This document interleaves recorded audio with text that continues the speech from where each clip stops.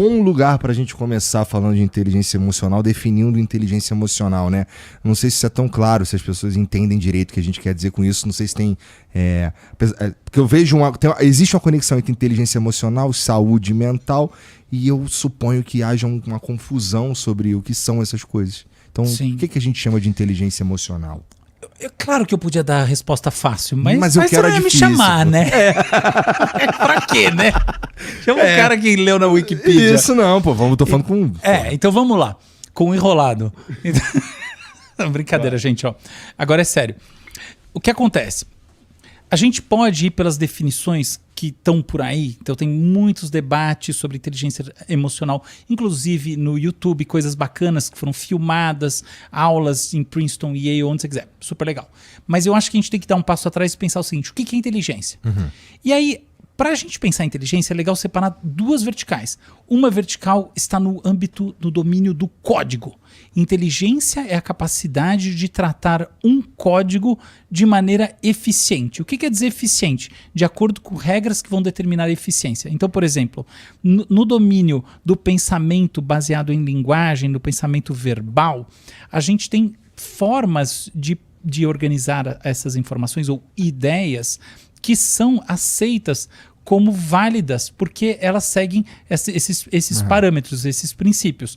Os princípios são os princípios da lógica. Então, a gente tem, inclusive, um estudo muito importante dos anos 40, chamado Theory of Games and Economic Behavior, que sistematiza os axiomas do que seria a racionalidade. E, no caso, ainda que não seja só verbal, no fundo, aquilo é orientado ao pensamento verbal. Então, por exemplo, reversibilidade. Se eu gosto mais de A do que de B, e eu gosto mais de B do que de C, eu vou gostar mais de A do que de C. Tá bom? Eu gosto mais Tá, você entendeu. Então, a gente tem isso, supostamente, incrustado lá no fundo da nossa mente, né? Como se a mente tivesse um fundo. O que acontece, na prática, é que essas coisas a gente o tempo todo está burlando, essas regrinhas do código. E a gente diria que pessoas inteligentes são pessoas que aplicam esses axiomas, esses princípios de maneira eficiente, tanto que, aí vem o grande negócio, elas vão bem, elas performam bem em testes de inteligência. Então, olha só, hoje em dia a gente tem uma série de testes super bem sistematizados. Alfred Binet começou com isso no começo do século XX, inspirado nas escolas inglesas, olhando lá as escolas e vendo... Né, olha só, por isso que teste QI parece teste de escola. Quem teve essa intuição não foi à toa. É porque o negócio é inspirado mesmo em provinha de escola. Isso é uma correlação grande entre bem na prova e bem no teste QI. E aí o cara viu aquilo, foi adaptando, tirando conhecimentos muito específicos e criando uma bateria que tem muito a ver com esse processamento da informação. Mas vamos pensar uma coisa. Imagine que eu processo informações de maneira muito bem, mas eu tenho um objetivo e eu não atinjo esse objetivo. Para todos os efeitos, eu fui muito inteligente no processo, mas na realização eu fui bem burro. E tem o contrário, que é muito comum. A pessoa que não tem nada disso, mas ela atinge os objetivos dela. Seja porque os objetivos dela não são tão ambiciosos assim, ou seja porque de fato ela tem realmente as manhas. Beleza? Então, a gente tem que separar a inteligência como processo e a inteligência como atingimento de resultados. Do ponto de vista de processos, é indiscutível que a espécie humana é realmente o pináculo da inteligência. E eu digo mais. É indiscutível que a inteligência artificial, ou como a gente já discutiu aqui, a inteligência sintética, aquela que é criada por humanos, né, transferida para um processador externo, ela está galgando degraus com muita velocidade. É pura inteligência, por quê? Do ponto de vista dos testes de inteligência e da aplicação dos princípios que vão reger esse processamento simbólico que a gente chama de inteligente, elas são super duper. Elas são realmente incríveis. Fazem coisas sensacionais. Criam, assim, parecem criar coisas... Como parece que elas criam. Criam... Talvez elas não partam do mesmo princípio que a gente, mas se a coisa está lá criada... É verdade. Se você... Pensa numa coisa. Você dá uma prova, tipo SAT ou que seria o vestibular americano, a prova da FUVEST, e o negócio arrebenta. E aí você dá uma outra prova completamente diferente, ele arrebenta. Você dá a prova da OAB, ele arrebenta. Você dá todas as provas. Você faz uma pergunta complexa, E ele arrebenta. Aí você vai dizer, não, ele não é inteligente, porque... Aí você fica pensando, por que ele não respondeu com propósito? Fala, mas uma parte das pessoas não precisa responder com propósito. Você dá para um gênio da matemática fazer aqueles exercícios, ele não faz propósito nenhum. Isso aqui é ridículo para mim, pronto. Ah, não, é porque... ele não tem um objetivo na vida com aquilo, mas aquela pessoa eventualmente está fazendo uma prova também não tem. Quando você vai vendo os porquês, você vê que não sobra nenhum.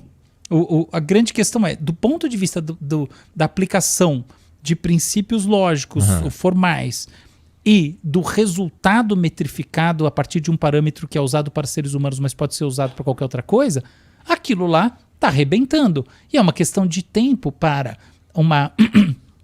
máquina ser melhor do que o ser humano em todos os processos algoritmizáveis, ou em outras palavras, em tudo aquilo que a gente pode descrever a partir de etapas com começo, meio e fim, e um output, uma saída, uma resposta bem definida. Eu consigo dizer o que é melhor, o que é pior, eu consigo dizer que tem um conjunto de processos. Qualquer coisa que tenha essa natureza, que é grande parte do que a gente faz na vida, do que a gente vive, vai ser mais bem performada, desenvolvida por uma máquina. Isso é óbvio, porque esse é o caminho natural e isso não demora tanto assim. Não vou dizer que demora 3, 4 anos como alguns entusiastas, mas com certeza é questão de poucas décadas, ou se é que a gente pode falar em mais de uma década, para a gente estar lá nesse nível que a gente vai chamar de, nossa, agora existe realmente uma inteligência artificial geral, um negócio que faz coisas tão bem quanto a gente. Beleza, mas olha só qual é o pulo do gato. Essa inteligência, essa máquina que produz resultados, ela eventualmente não tem ela não tem um objetivo próprio. Por que ela não tem um objetivo próprio? Porque nós, seres vivos, temos objetivos próprios, porque nós somos, na nossa essência, impulsionados em relação a alguma coisa pela natureza do que é um ser vivo. Um ser vivo é um dispositivo biológico de transmissão genômica. Você quer passar para frente você mesmo. Se você imaginar que você mesmo continua aquilo que os seus antepassados, seus ancestrais estabeleceram e será continuado pelos seus filhos, você é um grande eu, transversal ao tempo. E o que você quer continuar? É eu. Você abre eu. Entendeu? Então, nesse grande eu, você busca algo porque existe uma característica inerente em você que se transmite pelos genes. Quando a gente olha por esse ponto de vista, os procariontes, como a bactéria, são seres vivos que não têm núcleo organizado, tá? Essa separação entre o núcleo e o citoplasma. Os procariontes, eles são... Tu é super nerd no nível ultimate, como eu nunca conheci ninguém na minha vida. Legal. Então, os procariontes, a minha tese sobre inteligência é essa. Os procariontes são os grandes especialistas em comportamento eficiente. Tá. Porque tem muito mais... Quem que tem mais no mundo? Bactéria ou gente? Bactéria. Óbvio. Então, o mundo... Eu gosto daquelas pessoas que falam assim, de boca cheia. Porque o mundo hoje em dia é humano. Vai, você não tem microscópio? Eu te dou um no aniversário. Entendeu? Disso é aniversário que eu te mando um pelo correio. Não é. Entende? Então, do ponto de vista dessa segunda definição, que é o objetivo, a bactéria tem uma inteligência brutal. E ela não faz nada do que ela precisa computando coisas que para nós são complexas. É claro que tem uma computação, tá? Então, por exemplo, a bactéria navega através do ambiente em função das concentrações osmóticas, quanto que tem de água no ar, e etc. E tal, não só no ar, e ela tem, assim, a sua maneira de processar a informação. Para nós ela é muito simples, não importa. A bactéria atinge resultados absurdos. A pessoa que a gente diz intuitiva, de repente ela rebenta em coisas absurdas. A gente estava junto lá em Harvard. Eu fiz... Você estava lá no meu painel com o Condzilla. Condzilla rebenta. Simples assim. O som, a proposta estética mais distinta da minha vida que eu posso imaginar, mas eu não tenho nenhuma dificuldade em falar que arrebenta.